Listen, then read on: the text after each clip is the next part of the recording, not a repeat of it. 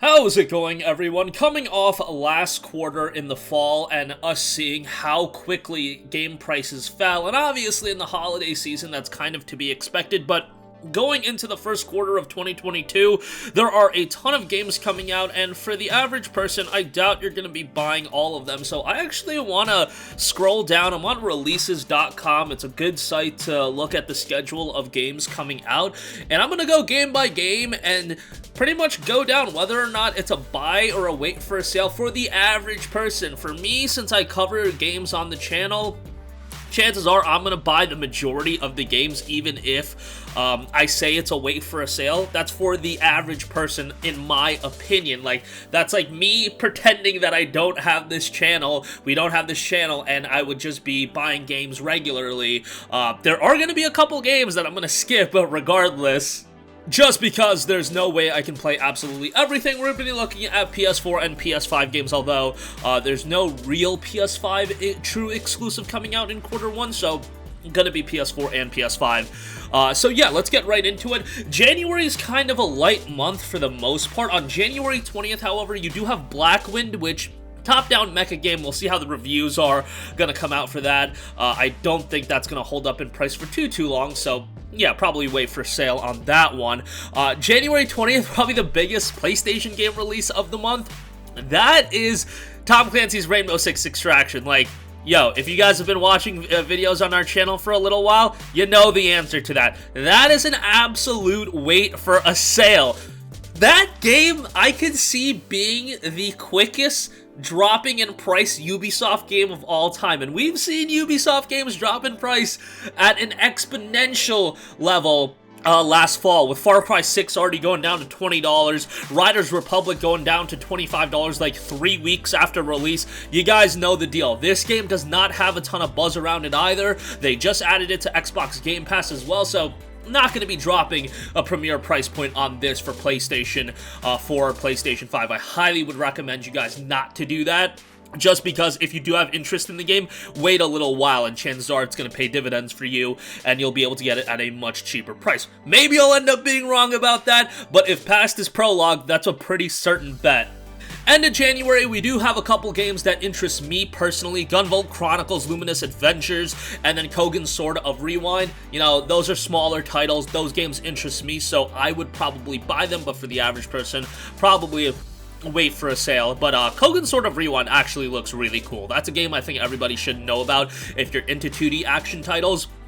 That game, I think, could surprise a lot of people. February is the big month, so let's go game by game. Life is Strange Remastered Collection. Nah, not about that. It's probably going to come at a pretty expensive price point. It's a collection, and those go on sale pretty quickly. Wait for a sale on that, and I've played Life is Strange already, so no reason to dive back into that. Dying Light 2 is February 4th. This is an interesting one because, yes, while I'm incredibly excited for Dying Light 2, I'm really hoping the best out of it.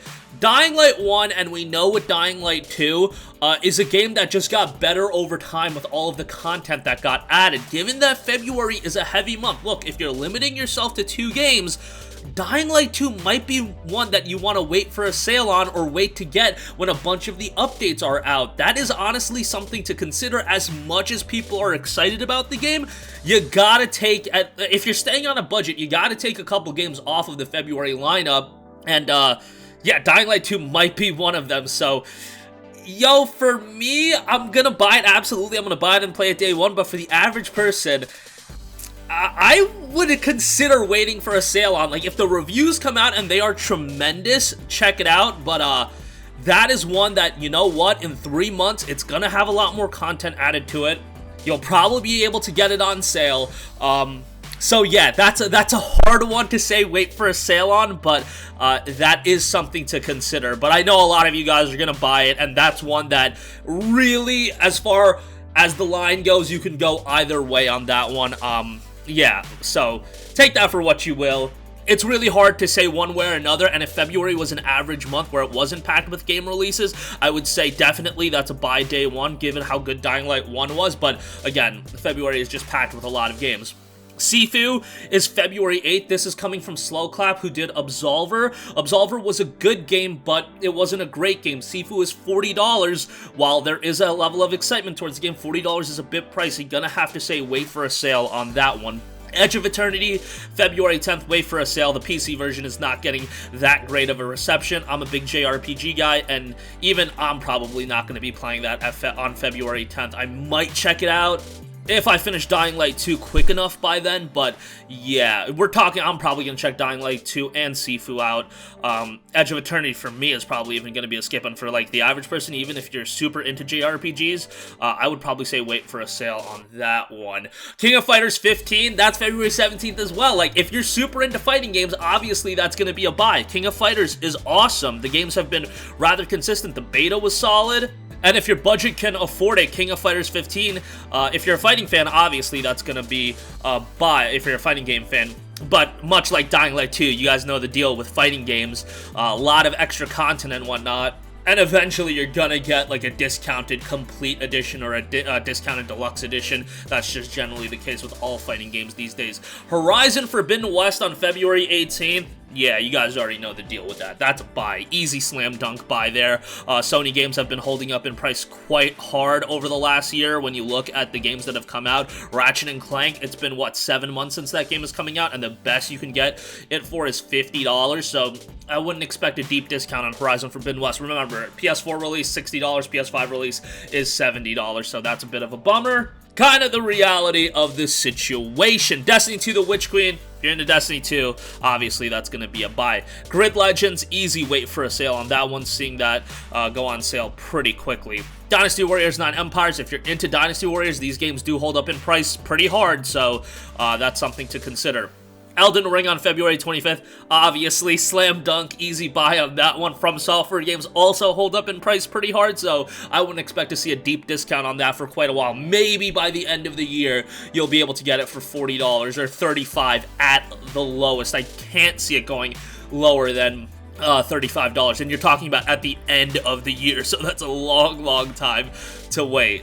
Alright, now we're heading into March. March is a pretty interesting month where there are some notable games on it, but unlike February where you have Elden Ring and Horizon as those two marquee games, it is a lot of games that I see a lot of people being 50-50 on, so let's talk about them. ELEX 2 drops on March the 1st. Definite wait for a sale on that one. Coming from THQ Nordic and Piranha Bytes, ELEX 1 was an interesting game. Sci-fi RPG, which is something that I know a lot of people can get into, didn't have the strongest reception in the world. ELEX 2, depending on sales numbers, I could see that going on sale pretty quickly. THQ Nordic titles don't have a track record of holding up in price for too long, so yeah, see that being, you know, $35 by the summertime, so yeah, wait for a sale on that one. Babylon's Fall, it's March 3rd.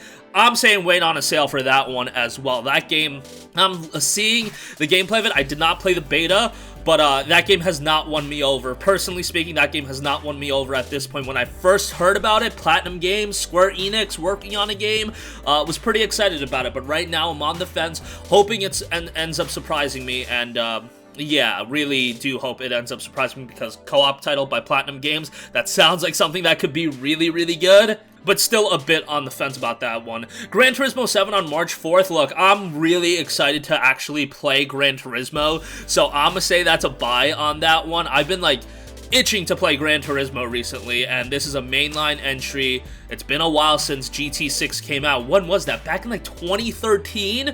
Yeah, GT6 I think came out a month after the PS4 came out, so it's been a long time. And GT6 was on the PS3 after the PS4 came out. Figure that one out.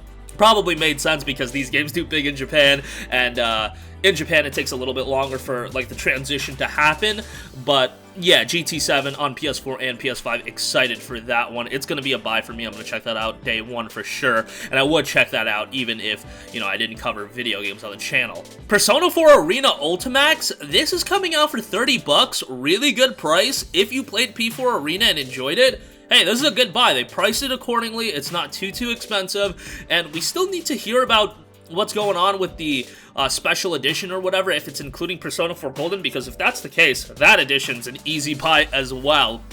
Stranger of Paradise Final Fantasy Origins is March 18th. Yeah, bro, Chaos ain't getting a buy day one. very much on the fence about this one, and I think the majority of people are. I played the demo and I liked it more than most people. It seemed like a lot of people did not like the demo, but yeah, for the average person, easy wait for a sale on this one, especially given that you got Elden Ring dropping on February 25th. Yeah, Stranger of Paradise is its own thing, but if you want the Souls-like action title, Elden Ring is going to be the one you want to go with. Tiny Tina's Wonderlands, another wait for a sale on that one, given how quickly Borderlands 3 dropped in price from my recollection. Tiny Tina's Wonderlands is going to be a wait for a sale. Easy. And lastly, do want to give a mention to Weird West, a game that I am super excited for. I'm gonna be buying it day one, but this is the debut title for a new studio. However, it's the debut title for Wolfeye Studios, and it's coming from the co-creators of Dishonored and Prey. Initially, it was supposed to come out in January, unfortunately saw a bit of a delay, but given it's the studio's debut title, something I'm really excited for, has a really trippy, premise to it. A Wild West game reimagining with fantastical creatures and whatnot, characters. Looks really cool to me, but as a debut title, maybe one you want to wait for a sale on, but it's $40, it's a budget title, and if you're a fan of RPGs, when you look at the March lineup, that's one of the games I'm most excited for. Unless you're super looking forward to Tiny Tina's Wonderlands or Stranger of Paradise Final Fantasy Origins, for me, in March, it's Weird West and Gran Turismo 7. So that's just the rundown from my opinion. You know, looking at that quarter one lineup, it's pretty busy with a lot of big games, so you'll definitely want to budget yourself. You don't want to buy everything day one, because I'm guaranteeing you guys, based on what we saw in the last 3 months of 2021, a lot of these games are going to go on sale quickly. Like, you look at the games that came out in fall of 2021, Guardians of the Galaxy was $25. Far Cry 6 is $20. Riders Republic, $25. What else? Battlefield 2042 you can get on sale, and so on and so forth. So many of these games. Lost Judgment, $30. Tales of Arise is like the game that held up in price the most, and even that you can find for $35 to $40, which $35 to $40, you know, 4 months after release, 3 months after release, that's like pretty expensive in this day and age, so that should go to show how quickly these games are falling in price. But let me know your thoughts in the comment section down below. I hope you guys enjoyed my rundown of everything. It's going to be interesting to see what holds up in price. Like, I think Horizon and Elden Ring are the only two games that are slam dunks to hold up in price. Literally, GT7 as well, Gran Turismo 7 I can see holding up in price, but literally everything else,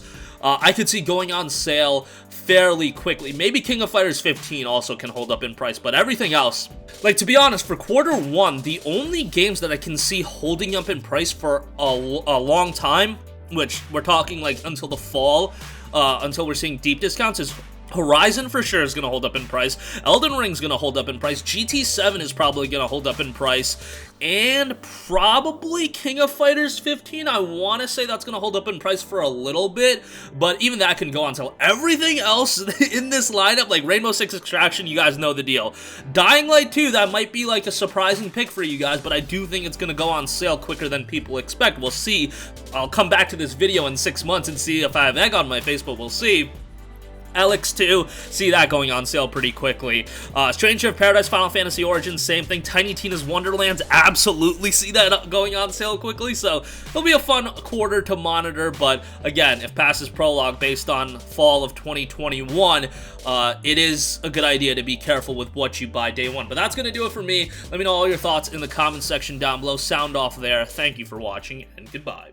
Hey guys, we hope you enjoyed the video, and if you did, make sure to hit the subscribe button, and if you're already subscribed, do us a favor and hit the bell icon. This way you'll be notified whenever we post a new video. That's the best way to keep up with all of our uploads, and we usually try to upload 2 videos a day. And with the bell icon hit, you'll be notified whenever we do upload a video. As always, thanks for watching.